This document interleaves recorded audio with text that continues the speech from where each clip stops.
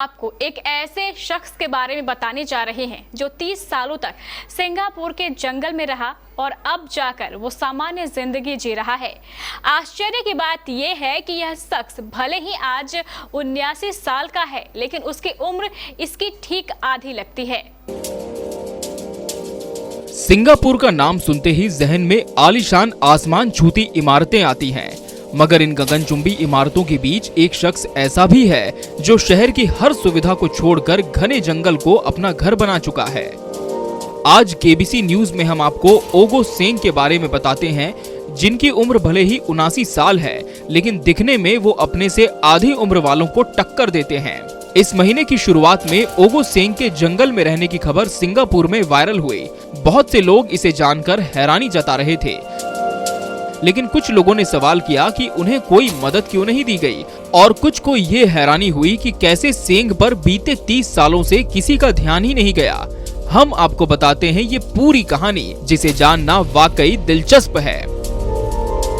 Christmas के बाद viral हुई सेंग की कहानी। इस सब की शुरुआत हुई क्रिसमस पर, जब सेंग को कुछ अधिकारियों ने रोका। उस समय पाया गया कि सेंग बिना लाइसेंस के ही सामान बेच रहे हैं। महामारी की वजह से बाजारों में फूल बेचने का काम बंद होने की वजह से सेंग खुद की उगाई पत्तेदार सब्जियां और मिर्ची बेच रहे थे। सेंग का मानना है कि एक ग्राहक ने करीब 1 सिंगापुरी डॉलर के सामान को लेकर उनसे बहस हुई। इसके बाद उनकी शिकायत की होगी। सेंग और पुलिस अधिकारियों की बहस के दौरान एक चैरिटी वर्कर वहां से गुजर रही थी। उसने देखा कि अधिकारी सेंग की सब्जियां जब्त किए हुए थे। उसने इस पूरे वाक्य का वीडियो फेसबुक पर पोस्ट कर दिया, जहां से ये तुरंत वायरल हो गया। इसके बाद सेंग की समस्या के बारे में स्थानीय सांसद को अवगत कराया गया, लेकिन तब सांसद लियांग एंगवा को पता लगा कि सेंग की कहानी इससे कहीं बड़ी है। जंगल में जीवन। सेंग संगेई तेनगाह नाम के गांव में अपने परिवार के साथ पले बढ़े। हालांकि 1980 के दशक में ऊंची इमारतों के लिए इस गांव को उजाड़ दिया गया। अधिकांश गांव वासियों को सरकार की ओर से नए घर मिले, लेकिन सेंग ये घर पाने में विफल हो गए। हालांकि सेंग के भाई को सरकारी फ्लैट मिल गया था और उन्हें वहां रहने का न्योता भी मिला, लेकिन सेंग ने ऐसा नहीं किया क्योंकि वो परिवार पर बोझ नहीं बनना चाहते थे।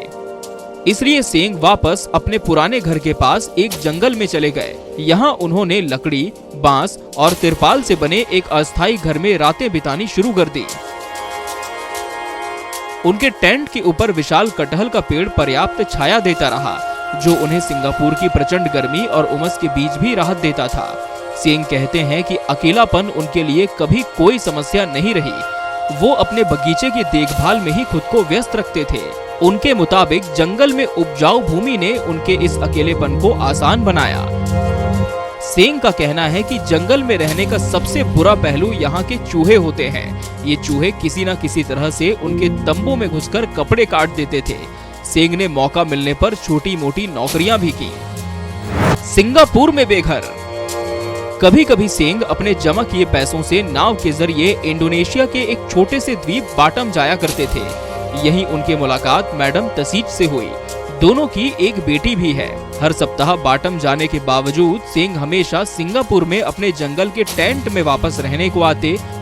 सेंग के परिवार वालों की तरह ही उनकी पत्नी और बेटी, जो अब 17 साल की हो चुकी है, इन्हें जरा भी अंदाजा नहीं था कि सेंग किन हालातों में रह रहे हैं। कोरोना महामारी की वजह से सेंग की बाटम की यात्राएं बंद हो गईं, क्योंकि सिंगापुर ने बड़े पैमाने पर अपनी सीमाओं को बंद कर दिया था और सिर्फ उन्हें ही यात्रा की इजाजत थी जो कोरोना जांच और क्वारंटीन में रहने के लिए पैसे चुकाएं। हालांकि सेंग ने अभी तक अपने परिवार को आर्थिक मदद भेजना जारी रखा था। वो हर महीने अपने परिवार को 500 से 600 सिंगापुरी डॉलर भेजते थे। सिंगापुर में बेघर होना बहुत ही दुर्लभ है। दुनिया की जिन जगहों पर सबसे ज्यादा अमीर रहते हैं, उनमें से एक सिंगापुर भी है। विश्व बैंक के ताजा आंकड़ों के मुताबिक शहर का सकल घरेलू उत्पाद यानी जीडीपी प्रति व्यक्ति लगभग 60,000 डॉलर है। हालांकि अब सेंग फ्लैट में रहते हैं, लेकिन उन्हें अभी भी जंगल में मिलने वाली आजादी याद आती है। वो हॉकिन चीन की एक भाषा में कहते हैं कि मैं वहां सालों रहा, इसलिए स्वाभाविक है कि मैं जंगल को याद करूं। अब भी मैं हर दिन जंगल जाता हूं। रोज सुबह 3 बजे उठता हूं, तैयार होता हूं और फिर अपनी सब्जियों को देखने जाता हूं।